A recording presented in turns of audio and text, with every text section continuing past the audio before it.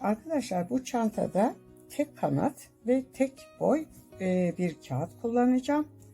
Kullanacağım kağıdın ölçüsü tek kanat olduğu için eni 3 santime, şöyle boyu 13 santim olacak.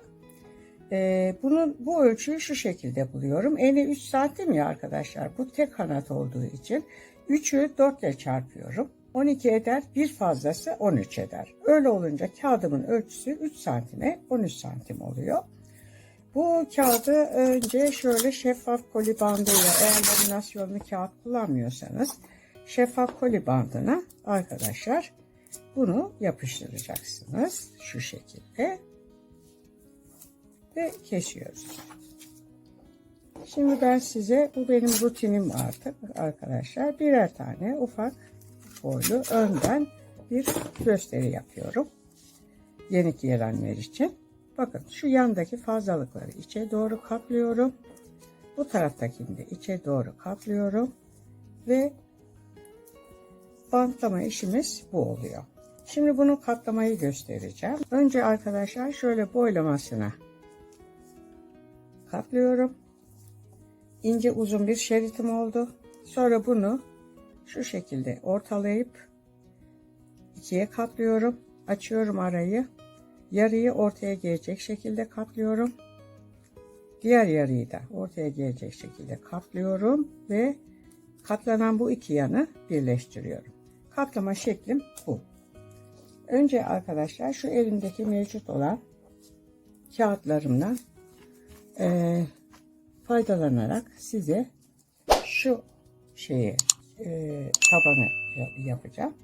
Bu tabanı yapmak için ne yapıyorum? 2 tane kağıdımı elime alıyorum ve şu oradan arkadaşlar, orta bir yerden başlıyorum. Sebebi de şu, bu ortalarda birleştirme kolay olur onun için. Şimdi 2 kağıdımı alıyorum ve birini şöyle alttan, diğerini üstten geçirip şu şekilde bir L oluşturuyorum. Şöyle bir tane daha alıyorum ve bu şekilde yukarıya çıkıyorum.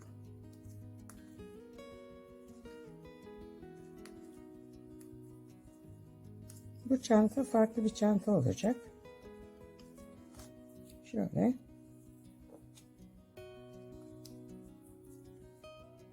Uzun uzun anlatmayacağım arkadaşlar. Bakın şuradan başladım ya. Şöyle geldim. Bakın şuraya geldim. Şuraya geldim. Şurası şöyle. Şimdi buradan şu köşeyi yapacağım için ne yapıyorum? Şu şekilde yukarı çıkıyorum. Biri alttan, biri üstten. Bakın şöyle oldu. Şimdi böyle.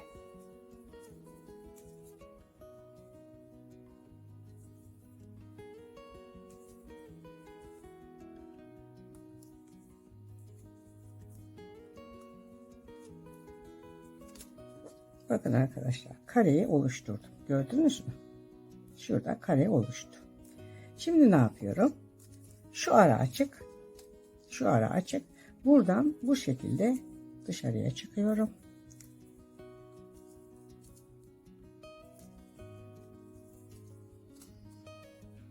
Şöyle.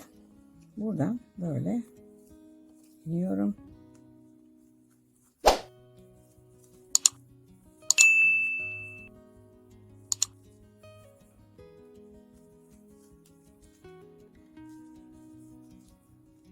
Bu da arkadaşlar sadece şeritlerden oluşan bir çanta olacak.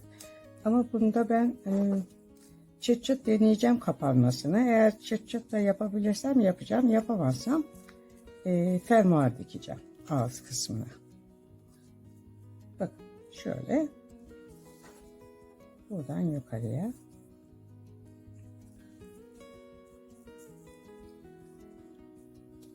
Bakın burada şöyle köşeyi yaptım ya, şurada köşe. 1, 2, 3 tane tepe olacak. Şuraya o zaman ne yapıyoruz? Şöyle iniyoruz aşağıya doğru. 3 tane tepe. Bakın. 1, 2, 3. 3 tane tepemiz oldu. Şimdi ne yapıyorum? Buradan arkadaşlar şöyle yukarıya doğru çıkıyorum.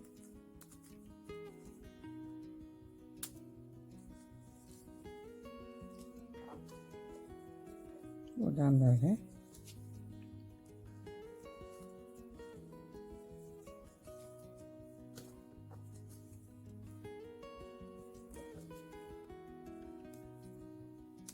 Şu anda kullanmış olduğum kağıt arkadaşlar, elimdeki fazla kağıtlarımdan biri.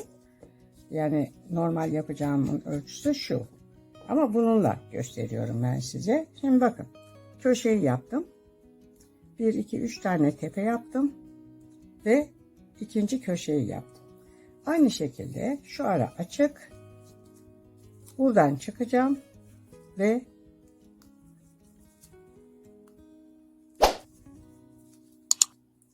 ne yapıyorum arkadaşlar? Şuradan aşağıya iniyorum.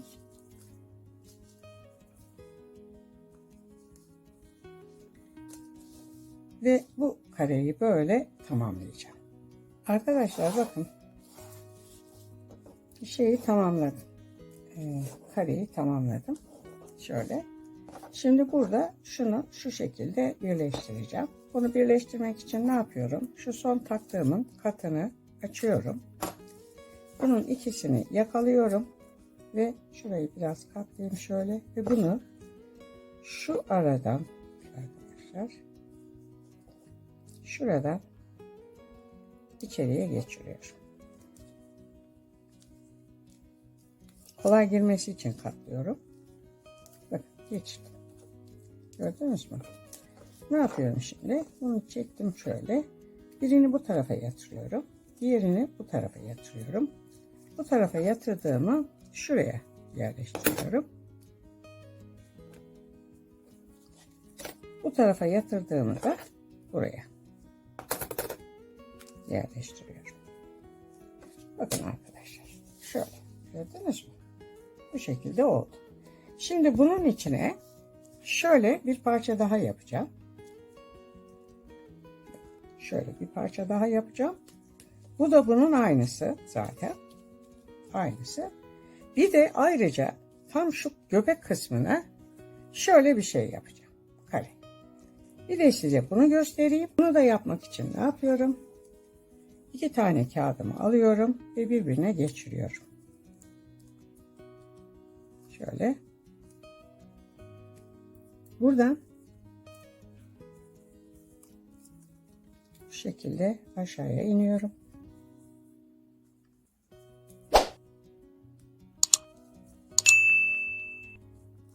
Bakın. Şöyle ya, şöyle girdim.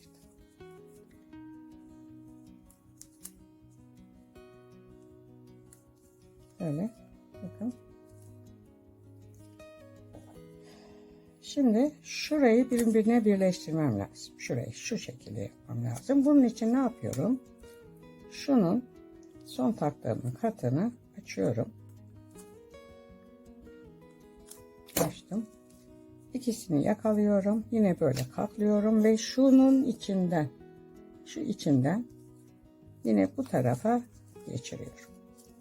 Bu şekilde. Bakın geçti. Gördünüz mü arkadaşlar? Ne yapıyorum şimdi? Bunu bu tarafa yatırıyorum. Bunu bu tarafa yatırıyorum. Bu tarafa yatırdığımı buraya yerleştiriyorum. Şöyle. Bu tarafa yatırdığımı da buraya. Bakın. Şöyle. Tabanın göbek kısmındaki karede bu şekilde yapılıyor.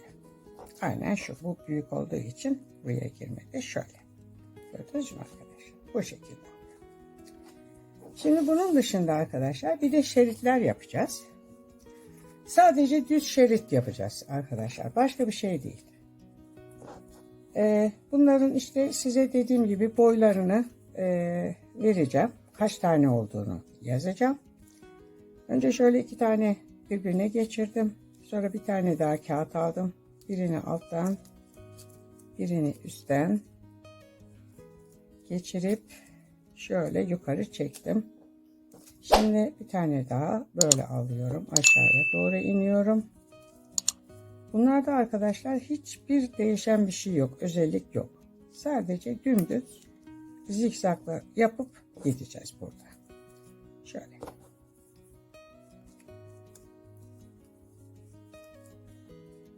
Bu şekilde arkadaşlar böyle zikzak yapıp gidiyoruz. Videoyu fazla uzatmamak adına böyle önden bir gösteri yapıyorum size. Evet. Dikişe geçmeden önce bunların şöyle kenarlarını birleştirmem lazım. Şu şekilde birleştirip çember haline getirmem lazım. Bunun içine ne yapıyorum? Şu en son taktığımın katını açıyorum. İkisini yakalıyorum. Ve şu aradan bakın şöyle şu aradan içeriye geçiriyorum. Şurada. Şöyle içeriye geçirdim. Sonra bunun birini bu tarafa, diğerini bu tarafa yatırıyorum. Bu tarafa yatırdığımı şuraya yerleştiriyorum. Bu tarafa yatırdığımı da şuraya yerleştiriyorum. Ve bu şekilde çemberlerimi, bu şeritlerin hepsini çember haline getiriyorum. Şimdi arkadaşlar dikişe geçiyorum. Tabandan başlıyoruz dikmeye. Taban gördüğünüz gibi şöyle 4 sıradan oluşuyor. Önce göbeği arkadaşlar şuraya dikeceğim. Bakın şu aralar açık. Bu araları da mutlaka kapatmam gerekiyor. İpimi buradan geçirdim. Düğümün arasından geçip düğümü arkadaşlar şunun içine saklıyoruz. Evet, önce bu arayı kapatıyoruz. Bu şekilde.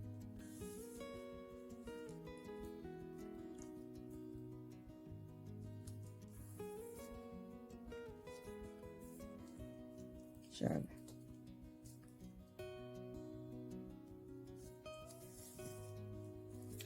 Şimdi arkadaşlar şunu alıyorum. Bu şekilde bunun içine dikiyorum.